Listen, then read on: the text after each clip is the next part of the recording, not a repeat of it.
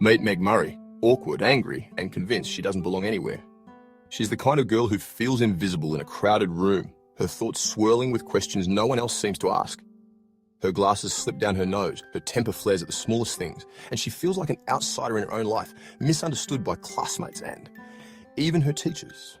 But beneath all that awkwardness and anger, Meg has a fierce loyalty and a hidden strength she hasn't discovered yet, a spark waiting to ignite when the moment is right. Then there's Charles Wallace, her little brother, quiet, brilliant, and able to sense what others can't. He's the kind of child who notices the things adults overlook, always thinking, always watching. People call him strange, but he sees the world in ways no one else does, picking up on secrets hidden in plain sight and understanding feelings that go unspoken. Calvin O'Keefe seems like he fits in, popular, athletic, and always surrounded by friends. But deep down, he's searching for a place to belong for people who truly understand him. Drawn to the Murray's house by a feeling he can't explain, Calvin finds himself part of something bigger than he ever imagined, as if fate itself has led him to this moment. Three misfits, each feeling alone in their own way, are about to be thrown together by fate, their differences becoming their greatest strength. The universe has a way of finding the right people for the job, even if they don't see it in themselves yet. Sometimes destiny chooses the most unlikely heroes. Meg, Charles Wallace, and Calvin, so different from each other, yet united by their sense of not fitting in and by a longing for something more. They're the unlikely heroes no one would choose, the ones overlooked and underestimated by everyone around them. But sometimes, the ones on the outside are the only ones who can save us all. Their courage, their compassion, and their willingness to see the world differently make them exactly who the universe needs. Their adventure is about to begin, and together they'll discover just how powerful misfits can be when the fate of the universe is at stake. On a stormy night, as thunder rumbles and rain lashes the windows, a strange visitor arrives. Mrs. Watsit, wrapped in scarves and secrets, her presence, unsettling yet oddly comforting. She steps into the house, bringing with her an air of mystery and the sense that something extraordinary is about to unfold. Soon she's joined by Mrs. Who speaks only in riddles and quotes, her words puzzling yet profound, and Mrs. Witch, shimmering and wise, her voice echoing with ancient knowledge. Together they form a trio unlike any the children have ever met.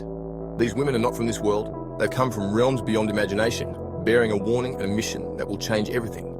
They speak of a tesseract, a wrinkle in time and space, a shortcut across the universe that defies the laws of physics as we know them. Imagine folding the universe like a piece of cloth so that two distant points suddenly touch. Step through that fold and you're instantly transported across galaxies. It's a journey filled with danger and uncertainty, but it's the only way to reach their destination and confront the threat that looms. The children must find the courage to trust these mysterious women, to believe in the impossible, and to open their minds to wonders beyond their wildest dreams. They join hands, and as they do, the world around them begins to dissolve, reality itself bending and shifting in ways they can barely comprehend. A cold rush sweeps over them, the sensation of being pulled apart and reassembled, as if their very atoms are being scattered and then brought back together. Suddenly, they're flying through dazzling dimensions, tessering across the cosmos at unimaginable speed, surrounded by swirling colours and streaks of light.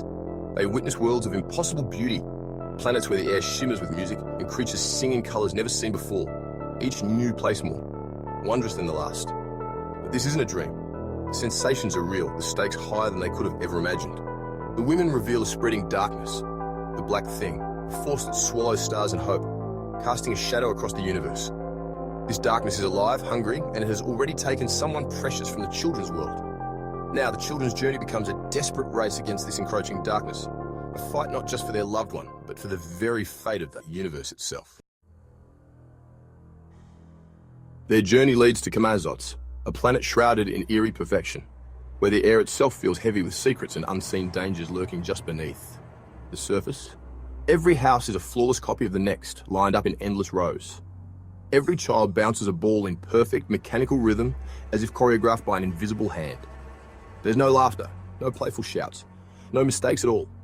Only a chilling, unnatural order that smothers any hint of joy or spontaneity. Something is deeply wrong here. The people move in eerie unison, their faces blank, their eyes hollow. It's as if the individuality has been completely erased, leaving only empty shells behind. On Kamazots, being different is the ultimate crime. When a boy drops his ball and breaks the rhythm, he's immediately singled out and punished.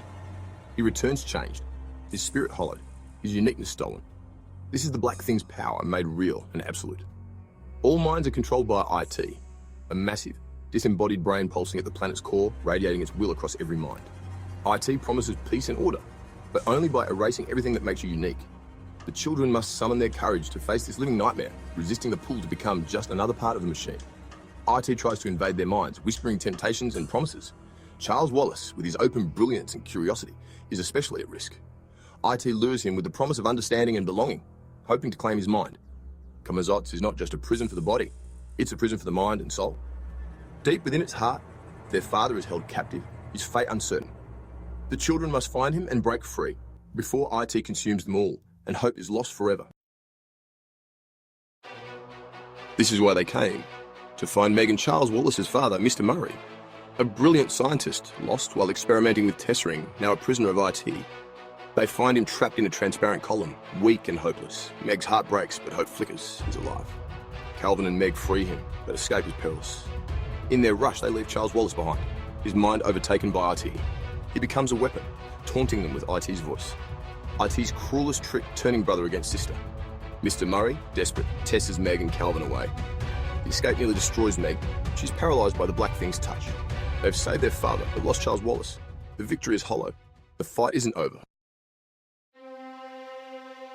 They land on a grey planet, cared for by gentle, sightless beings called Aunt Beast. They heal Meg, teaching her that love is a universal language. But Meg is angry at her father, herself, the universe. Mrs. What's It, Mrs. Who, and Mrs. Witch return with the truth only Meg can save Charles Wallace. She isn't a genius or a leader. She's just Meg, but she has something to under the flood. Meg returns to Kamazotz alone. Faces IT and her brother refusing to fight her argument. Instead, she pours all her love into Charles Wallace. That love becomes a life.